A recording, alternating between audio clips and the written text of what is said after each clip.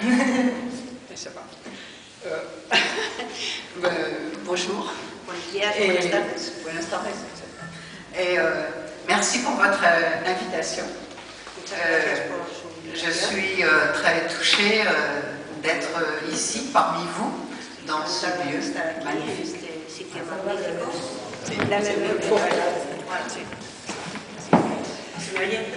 Je vais vous raconter une belle histoire. Voy a contarles una bonita historia.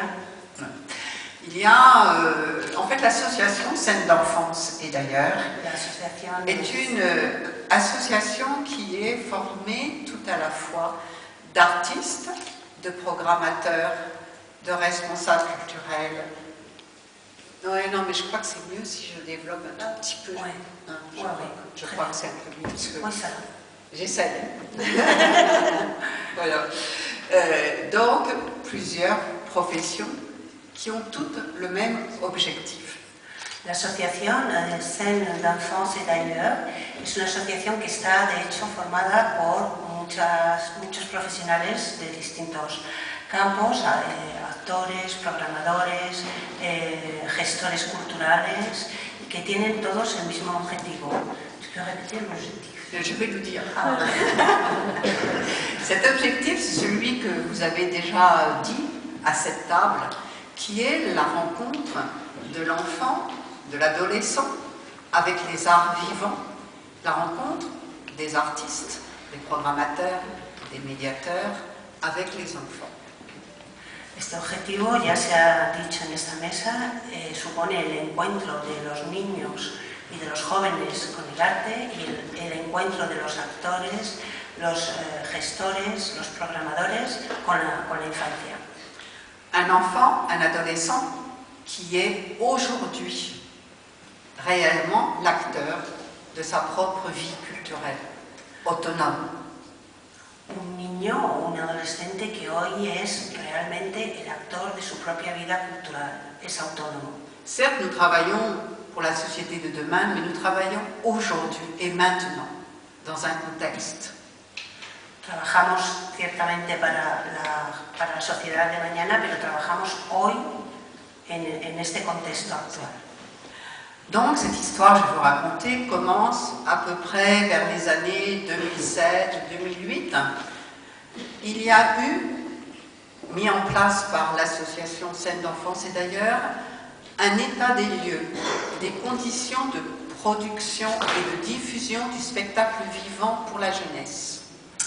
Esta asociación empezó en los años 2007-2008 haciendo una especie de estudio de la situación de producción, difusión de espectáculos para la juventud, para la infancia. Cette étude, cet état des lieux, a porté un nom.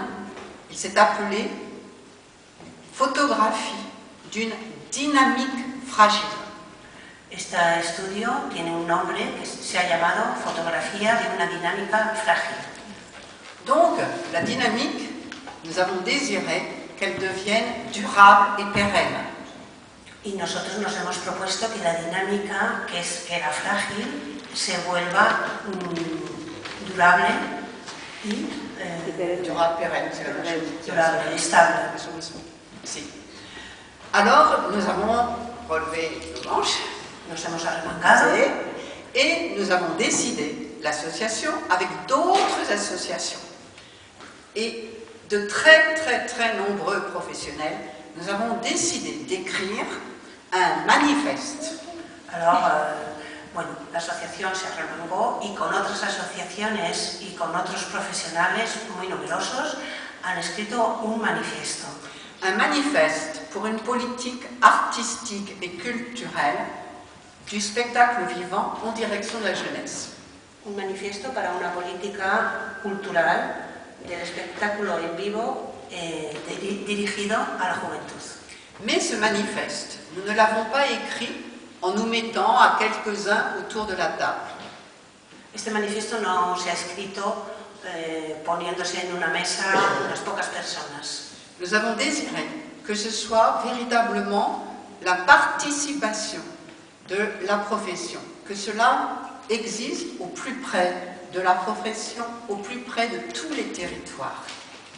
Ellos han querido que este manifiesto esté escrito por toda la profesión y en todos los territorios.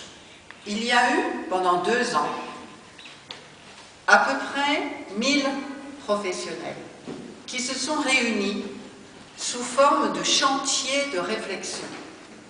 Ha habido aproximadamente unos 1000 profesionales que durante 2 años se han reunido en unos campos de trabajo para reflexionar sobre la profesión. Tous ces chantiers de réflexion réfléchissaient sur la médiation, la création, la production, la diffusion, l'enseignement artistique, l'éducation artistique, tout ce qui concerne la relation de l'enfant avec les arts vivants. En estos campos de trabajo se reflexionaba y se analizaba todo lo que concernía la educación artística, la mediación, la producción, la difusión, la creación. Surtout la création, bien sûr. Voilà. Donc, toutes ces réflexions ont été rassemblées dans une grande synthèse. Todas estas reflexiones se han reunido en una gran síntesis. Et la synthèse a conduit à ce manifeste. Que ha conducido a este manifiesto. 40 propositions. Son 40 propuestas. Toute la démarche s'est voulu être une démarche positive. Todo el proceso ha sido un proceso positivo. Ce n'était pas des doléances. No eran lamentaciones, mais des propositions pour préparer l'avenir. Sino propuestas para preparar el futuro. Ces propositions ont intéressé le ministère de la Culture et de la Communication. Estas propuestas han interesado al Ministerio de Cultura y Comunicación, qui a salué le travail réalisé par l'association. Que ha saludado el trabajo hecho por la asociación. Et dans le manifeste, il y a une proposition qui appelait, qui demandait qu'il y ait une impulsion nationale. Y en el manifiesto hay una de las propuestas que llama a realizar un impulso a nivel nacional. Qui devait être une année, une saison.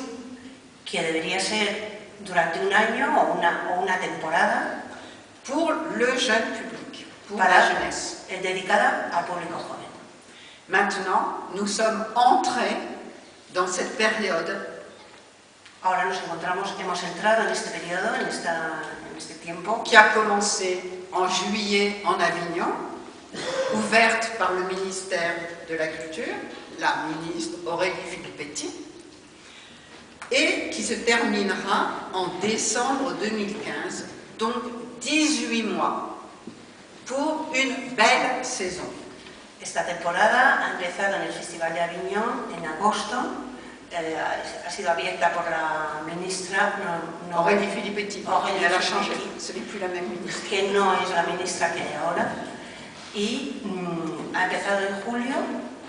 Et se terminera en décembre 2015. Y se terminará en diciembre de 2015. Pourquoi une belle saison? ¿Por qué una belle saison quiere decir, no sé si se entiende, una bella temporada, una temporada especial? C'est pourquoi? Pour 2 raisons. La première, c'était la reconnaissance nationale, internationale, du spectacle vivant pour la jeunesse, de tous ceux et celles qui travaillent en direction de la jeunesse, de toutes les créations qui existent, de tout ce qui se réalise déjà depuis de nombreuses années. Une reconnaissance, un regard officiel du ministère sur ce travail réalisé. Être reconnu. La primera de las razones es el reconocimiento de todo lo que se hace y de todo lo que se ha hecho en relación a la creación infantil. Le deuxième objectif, c'est que que nous inventions une nouvelle